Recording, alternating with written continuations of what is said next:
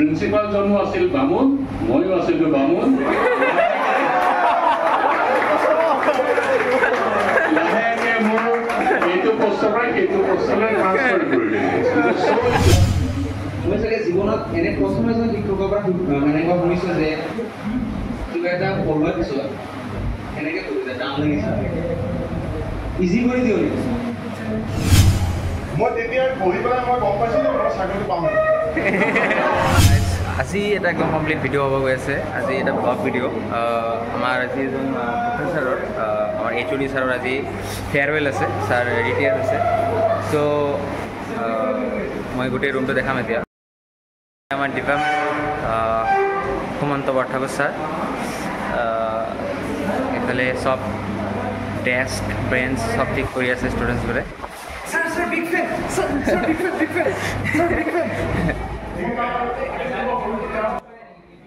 চবে ফটো উঠি আছে ছাৰৰ লগত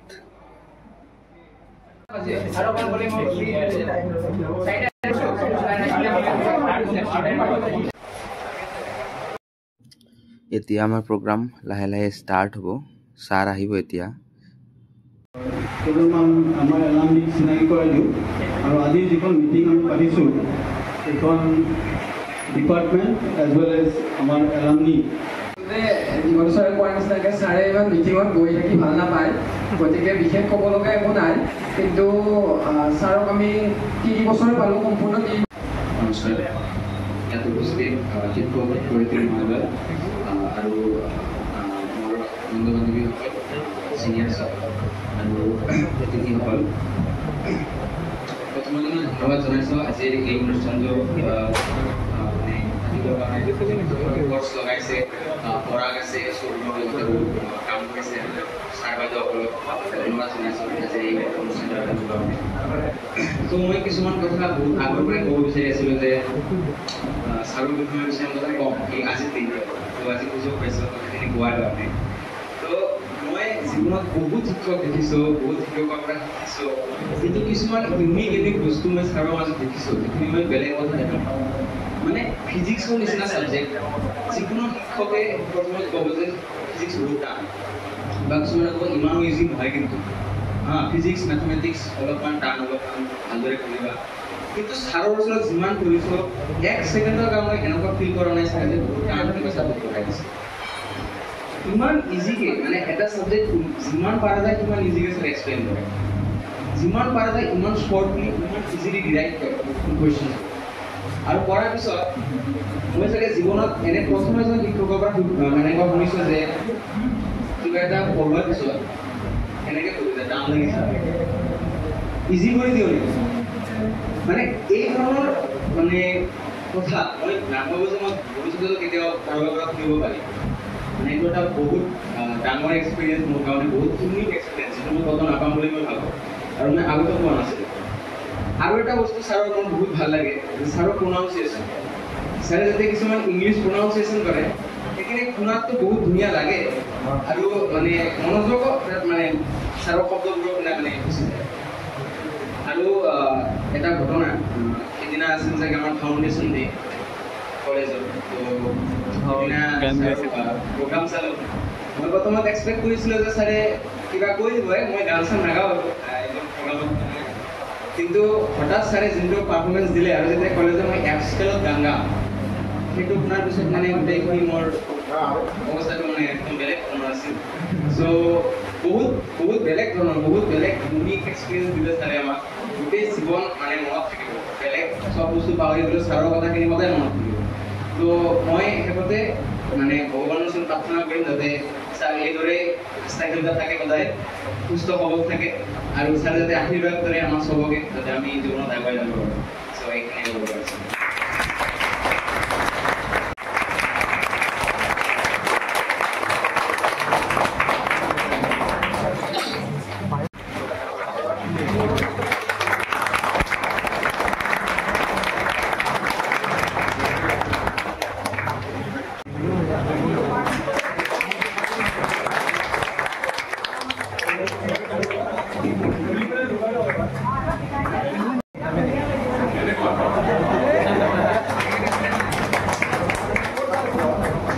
আছে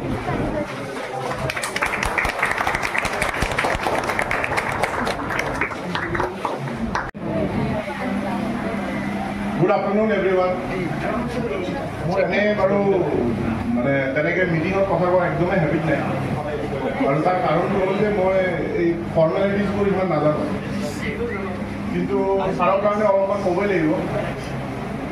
কাৰণ মই যেতিয়া প্ৰথম আহিছিলোঁ ইয়াতে ইণ্টাৰভিউ দিবলৈ তেতিয়া মই কমন ৰুমত বহি আছিলোঁ শকত আগত মস্ত মানুহ এটা আছিলোঁ অকল এনেকুৱা মুচ কচা আছিলে তো ছাৰে তাতে তেতিয়া মানে মই যেতিয়া বহি আছোঁ ছাৰ কমন ৰুমত সোমাইছিলে আৰু সোমাই পেলাই ৱাছৰুমত গৈ পেলাই ওলাই আহোঁতে মোক দেখি পেলাই ছাৰে কৈছে তোমাৰ শ্ৰমিক বেনাৰ্জী মোক কৈছে ছাৰ মই য়েছ অ'কে অল দ্য বেষ্ট বুলি কৈছে মই তেতিয়া বহি পেলাই লগালগ মই তাৰ পৰা ফোন মাৰিছোঁ মোৰ আগৰ এজন কলিগ আছিলে আৰু তেখেত মানে বিবৰ কলেজত পঢ়া আছে কেমিষ্ট্ৰি দিয়ক মই কৈছোঁ যে এনেকুৱা এজন মানুহ শকত আগত দেখিবলৈ ধুনীয়া হেৰি কৰিছে মোৰ নামটো জানে দেখি কেনেকৈ জানিলোঁ কোন নহয় আপুনি চিনি পায় কৈছে মই তেতিয়াহ'লে অৰ্ডাৰটো চাওঁ ফিজিক্স ডিপাৰ্টমেণ্ট মই তেতিয়া বহি পেলাই মই গম পাইছোঁ যে মই চাকৰিটো পাম কাৰণ মই প্ৰচেছটো জানো যে আগতে মানে চব কেলকুলেশ্যন হৈ থাকে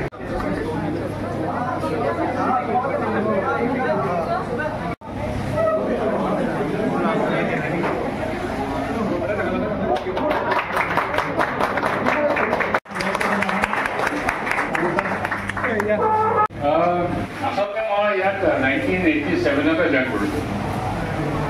মানে ইয়াত লিখা আছে অফিচিয়েলি 87 জইন কৰিছিলোঁ জইন কৰা কাহিনীটো এনেকুৱা যে মই I was selected for a FDP post, FIP post নে FDP post কিবা এটা কয় তেতিয়া আমাৰ ভৱানী শৰ্মা ছাৰ আছিলে এমফিল কৰিবলৈ গৈছিল এমফিল কৰিবলৈ যাওঁতে সেই পোষ্টটো খালী হ'ল আৰু লগতে এটা পাৰ্মানেণ্ট পোষ্টটো খালী হৈছিল মই তেতিয়া শ্বিলঙৰ পৰা ৰিজাল্ট দিয়াৰ প্ৰায় দুমাহমান পিছত এমাহৰ পিছত পাৰ্চেণ্টেজ অফক'ৰ্চ মোৰ বহুত কম বাকী যিবিলাক মানুহ ইণ্টাৰভিউ দিবলৈ আহিছিলে ইটো খুদু ক'ৰ পৰা পাছ কৰিছে দিল্লী ইউনিভাৰ্চিটি সিটো খুদু ক'ৰ পৰা পাছ কৰিছে বম্বে ইউনিভাৰ্চিটি কিমান পাৰ্চেণ্টেজ 91, 89 মানে জ্বৰৰ টেম্পাৰেচাৰ নিচিনা তেওঁলোকৰ পাৰ্চেণ্টেজ মই তেতিয়া চিয়'ৰ হৈ গৈছিলোঁ যে মই চাকৰি নাপাওঁ কেনেকৈ পাম কাৰণ MSc BSc পঢ়ি থকাখিনি ফূৰ্তি কৰি থাকোঁতেই গ'ল ইমান চিৰিয়াছ আৰু ব্ৰাইট ষ্টুডেণ্ট নাছিলোঁ ভাগ্যৰ কাৰণে মোক চিলেক্ট কৰি পেলালে বাট ইণ্টাৰভিউ ৱাজ ভেৰি গুড ইণ্টাৰভিউটো খুব ভাল আছিল তেতিয়া মাৰ্কছ বেচিছ নাছিল আৰু যদি চিলেকশ্যন টিমে ভাল পায় চিলেক্ট কৰি পেলায় I was selected for the temporary post, এক বছৰৰ চাকৰি আৰু পাৰ্মানেণ্ট পোষ্টটো পালে মিষ্টাৰ তপন ডেকা বুলি এজন ফিজিক্সৰ দিল্লী ইউনিভাৰ্চিটি ব্ৰিলিয়েণ্ট ষ্টুডেণ্ট আমি দুজন আহিলোঁ একেলগে থাকোঁ ভাড়া কৰি পেলাই ঘৰত যিমানে সময় গৈ আছে ছেপ্টেম্বৰ মাহত মোৰ চাকৰি শেষ কাৰণ ভৱানী শৰ্মা ছাৰ আহি জইন কৰিবই মই তেনে যিমান সময় গৈ আছে বেনিং পত্ৰ বান্ধিব আৰম্ভ কৰিছোঁ আৰু যাম তাৰপিছত আগষ্ট মাহৰ কোনোবা এটা দিনত হঠাৎ খবৰ পালোঁ যে তপন ডেকাই IPS পালে তপন ডেকা IPS পাবলৈ কিন্তু যাব লগা হ'ল তাৰ পোষ্টটো খালী হৈ গ'ল প্ৰিন্সিপালজনো আছিল বামুণ ময়ো আছিলোঁ বামুণ লাহেকৈ মোৰ এইটো পোষ্টৰ পৰা সেইটো পোষ্টলৈ ট্ৰান্সফাৰ কৰিলে আজিকালিতো এনেকৈ চাকৰি নাপায় এই ঘটনাটোৰ পৰা মই বি বৰুৱা কলেজত চাকৰিয়াল হিচাপে 88ৰ পৰা জইন কৰাটো দেখুৱাই তাৰপিছত চাকৰি কৰি আছোঁ মোৰ লগলৈ আহিল হোমেশ্বৰ কাকতি ডক্টৰ ৰকিল দাস এইবোৰ মোৰ লগৰে আমি প্ৰায় একে সময়তে জইন কৰিছিলোঁ তেনেকৈ চাকৰি কৰি গৈ থাকোঁ এজন এজনকৈ হেড বদলি হৈ গৈ থাকে লাষ্টত আৰু আমি তিনিজনেই থাকিলোঁ তাৰপিছত ৰকিল দাস প্ৰথমতে ৰিটায়াৰ হ'ল তাৰপিছত হোমেশ্বৰ কাকতি ছাৰ গ'ল তাৰপিছত এতিয়া মই যাম এতিয়া কোনোবা এজনে মোক সুধিছিলে যে আপোনাৰ এচিভমেণ্ট কেনেকুৱা মই ক'লো এইবিলাকে আমাৰ achievement, they are our pride, you will be our. Program শেষ হ'লে এতিয়া বিৰিয়ানী দিব আমাক, বিৰিয়ানী খাম। ভিডিঅ'টো ইয়াতে সামৰিছোঁ, বাই। আকৌ নতুন ভিডিঅ' দেখা হ'ব।